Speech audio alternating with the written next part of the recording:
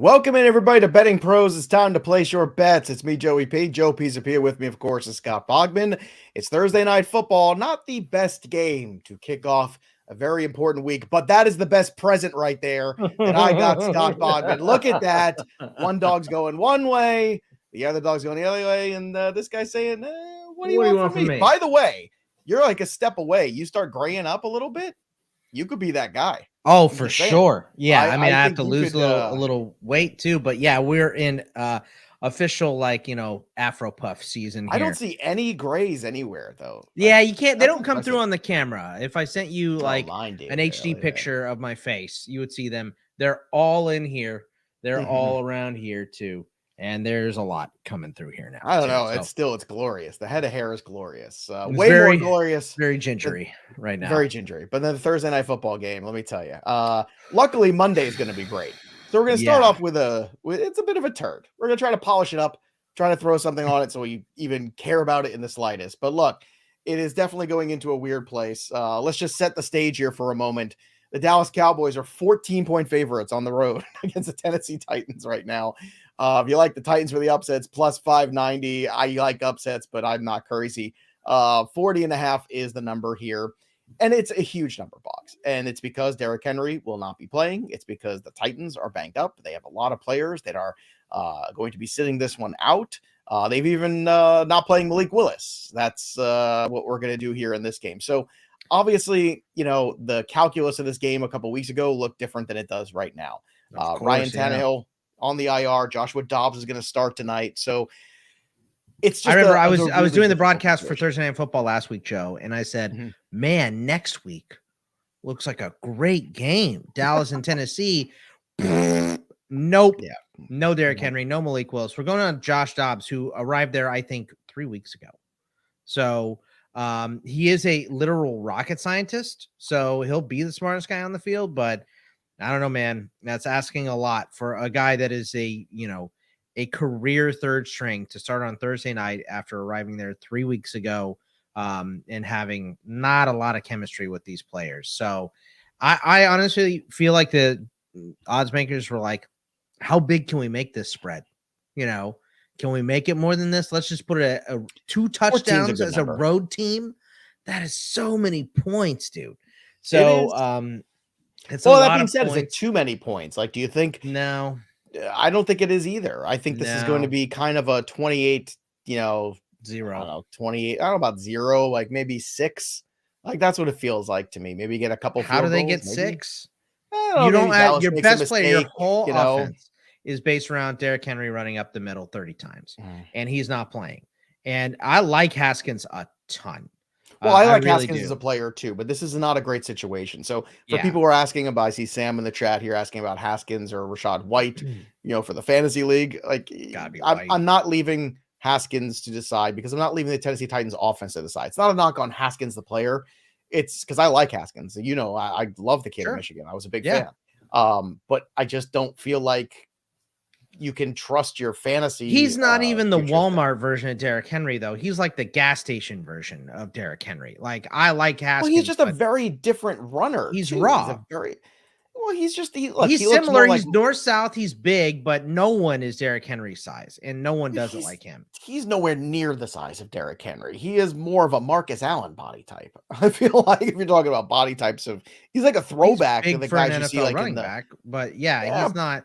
Late 80s, early 90s kind of looking running back. That's more what he looks like, physically speaking. But look, the 14 doesn't feel like too big of a number. That being said, I have no interest in it. The 40 is an interesting one, though, because if you do think it's going to be 30-10 or whatever it is, or 28-6 like I do, the under still seems pretty good. I like the Cowboys better. I like the Cowboys better than the over because I just don't know how Tennessee scores. They haven't had a good passing offense with the good quarterback this year. With Ryan Tannehill in there, out of these 3, he's by far the best passer, and he was awful. They have Treylon Burks back. Chigakonkwo has been a nice surprise for them this year. I thought it would take a little bit longer for him to develop, but he can catch the football. Dobbs isn't a complete and total slouch. I mean, we saw Trace McSorley play okay coming in as a third string, but he's been with the team for 2 years. This is a third string quarterback coming in with 3 weeks of experience. And this isn't Baker Mayfield, who's been out there making plays for a couple of years. This is a guy that has seen most of his action in the preseason with Pittsburgh. So, like I said, he's a rocket scientist. He'll be a lot of fun out there, but I expect some picks. I expect some bonehead throws from him. And you don't have Derrick Henry to lean on. So I just don't know when Tennessee scores.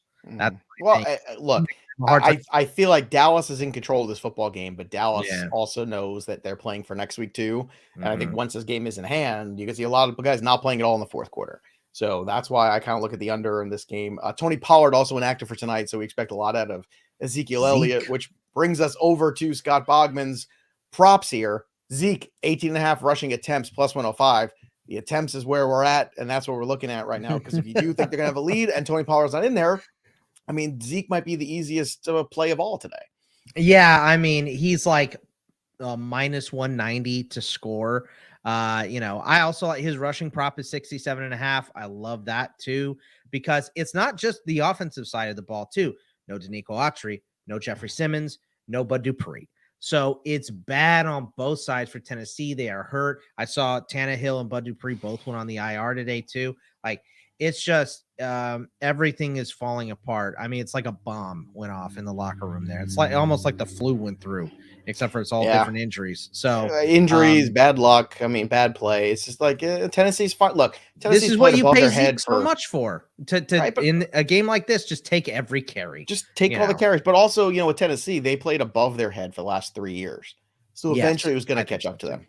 Yeah. So, these things happen sometimes where you can't make it up with practice, and you can't make it up with moxie and all, and effort and smarts. You can't do that. Sometimes you need people to be healthy. Moxie doesn't score points a lot of times. So unless his name is Julian Edelman, right? That's the only moxie. So I'm with you 100%. Pittsburgh. On the 18.5. Did you watch the Football Life on Julian Edelman, by the way? I bet you didn't. What did I have to hear? That he took Jerry Rice's daughter to the prom, or that Chris Hogan played lacrosse at whatever stupid Ivy League? Like, I've heard all this crap because the Steelers are down by 30 in the playoffs of the Patriots, and they just keep throwing it to Hogan and Edelman, whatever white guy over the middle, or Gronk for 4. Well, if you stop playing soft zone, maybe Tom Brady wouldn't pick you apart all those years. I just don't understand. You gotta play man. Yep. All right. Anyway, so 18.5, love that one. It's one of my favorite. Let's go to Michael Gallup. Anytime touchdown score. You got it at plus 210. You like this. Now, Gallup's been all over the place. Did have a touchdown last time we saw him. So you think something is shaken up here? I mean, it seems like CeeDee Lamb's show, but why Gallup tonight? 3 out of the last 4 weeks, he's had at least 6 targets. And really, honestly, it's because none of the other ones are good enough odd to think Lamb is like plus 100. He's even money. So I'm not going to bet for a touchdown on even money, and I'm definitely not going to do it for minus on Zeke, even though Zeke seems as confident as possible. This is probably my least favorite bet of the 5 I picked, but you are doubling up your money. The secondary is, still the corners aren't that good in Tennessee. You're not going to put much pressure on Dak, and they look for Gallup in the end zone. He scored 2, I think, like 3 or 4 weeks ago. He kind of scores them in bunches here. I think they're going to have the ball for a lot of the time. They're going to be in the red zone a lot. So I just like his chances to potentially score and double up your money on that one. Yeah, I can certainly understand that. Some questions here in the chat too. Kyle's just joining us. Do we like the under tonight? I do. Bogman's more on the 14, and there's Jeff here. Got to get this in. Justin Jefferson carried me to the finals. Thanks for the recommendation. You're welcome, Jeff. Way to go. Way to show a pair and go 1-3 Jefferson. I bet a lot of people are like, what are you doing? Why are you taking him so high? Yeah, well, what are they saying now? That's right. I took Derrick Henry there. So he ain't playing tonight. So he ain't playing tonight. Neither am I. So all right, Josh Dobbs, the under 156.5 yards here, minus 115. This seems like a lock as well, Boggs. I love that you picked this one out. Yeah, I mean, look, how bad does Josh Dobbs have to look for them to go to Malik, right? Like, you are benching Malik in this game to protect him. It's pretty clear. I was going to say, this is not like a benching of anything except just protection. Like, you need to make sure Malik Willis gets to next week because you're playing for the playoffs next week. Next week is a playoff game against the Jaguars, period. But if Josh Dobbs throws 2 picks on the first 2 drives, you just go to Malik and let him hand it off to Haskins and whoever for, 40 times in the game and like run bootlegs with him and, kind of do the draw the play up on your hand. And then, just Malik, just do one of these, tell everybody where to go, tell them when to snap it. And we'll do that, that might be better for them at this point. It's just, I don't know if Malik is going to come into this game, and I do not trust Dobbs to throw for 156 yards. This is a low total. He could easily get this. I'm not saying that this is a lock or anything, because it's not. I don't think there's a lot of locks in this game because it's such a weird one. But I'll say this, that I don't trust a guy who has barely played in the NFL to start on a short rest, only being there for 3 weeks, to do much of anything at all. That's why I like Dallas minus the 14. That's why I like the under on Josh Dobbs passing yards, because I just don't think there's going to have a lot of really anything on offense. This is going to be one of the worst offensive performances of the year tonight. It's going to be ugly. Yeah, that's why I keep going for the under too, because like you said, maybe they get 6 or something. I'm just afraid of 6s. That's all. I could see this being a 42-3 game, and it could. I just don't know if Dallas keeps their foot on the pedal. See, that's the thing. They shouldn't. Dallas, they should not, because next week is more important. You win this game, put the pressure on the Eagles. You've already got Pollard on the shelf. Dolphins and Patriots at the end of last year, right? Where it was, wasn't it Teddy Bridgewater just throwing pick sixes to Kyle? Didn't Kyle Van Noy have 2 touchdowns in that game? It was that is what this feels like right here. You have one very good defensive team against a team on the 3rd string QB backup. The whole offense is based around Derrick Henry, and he's out. It's going to be ugly. All right. Let's go to another one of Bogdan's props for the night. We got Zeke, we got Gallup, we got Dobbs. Let's go to the defensive side. Monty Rice, over 8.5 tackles and assists. You got the minus 140 on that bad boy, right? Monty Rice has been filling in. He's been pretty good. I mean, once again, kind of a middle linebacker that you don't have to be good to get 8.5 tackles. What you have to be is on the field. And he has been on the field recently. And you think a time of possession in this game, this is like a 40-20 game in Dallas's favor. That's why we like Zeke for those over on the rushes. And I think Monty Rice just stacks up tackles. So one of my favorite bets of the night for sure. Monty Rice over 8.5.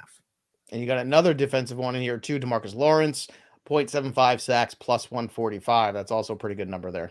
Yeah, I mean, it's the plus number here because they have Micah Parsons at, I think it's half a sack or 0.25 quarter of a sack. So if he gets half a sack, he wins. But that was when I looked at it, it was like minus 190. And he has a hand injury too. So it's I could take the minus number for Micah Parsons, who might be the better bet. But I'll just go with DeMarcus. But again, Lawrence. How much has he played tonight? If the game's in dough, why is he out on the field? Right. Exactly. It's going to hurt him in the defensive player of the year stuff. I'm not happy about it, but I understand. Put the pressure on. It is not a cake. New Orleans is not going to be a cakewalk for Philadelphia this week. I'm telling you right now. It's just not going to be the case. So New Orleans is that perfect kind of annoying team that's going to throw a wrench into your plans if you're not careful. So Eagles better watch it, because if they drop that game, then all of a sudden a lot of pressure on everybody in week 18. Yeah, for sure. Kyle asks, would you rather take the first half spread or the game spread? I feel safer with the game spread because I think once you get into that 3rd, 4th quarter, if you're taking Dallas, that is, and once you get into that 3rd, 4th quarter and we start seeing real mistakes and repetitive mistakes too, they keep running the same type of play just out of different formations, which is what you do with a guy that hasn't been there that long. And the players start to recognize that. That's when you get those Kyle Van Noy performances where you're just in the right spot twice and you end up taking 2 to the house. So I think they're definitely going to be set up a couple times with short fields for easy points. So I would rather go the whole game. All right. Look, normally we go through all of the props and all the things there, but there's just so many unknowns in this game. I like what Bogdan's laid out there, especially love the Zeke and the Dobbs numbers. Those are the 2 that I would focus on, really, and I would go heavy on that. Other than that, I think this is a one you just kind of be very careful of, because it does seem like a very one-sided game. And when you have that, you have a lot of variables start to enter into things. And I don't think it's a good thing. Is there anything else before we put this one to bed here? Because this is watch the Alamo Bowl. It starts 45 minutes after this game. Texas versus Washington. That's going to be a much better game. But no Bijan. No Bijan, but it's still going to be a better game. All right, fair enough. There you have it. All right, everybody, go and enjoy the Thursday night football game as best as you can. That'll do it for us. But the story of the game goes on. For Bogdan, I'm Joey P. We'll see you next time, kids. See ya.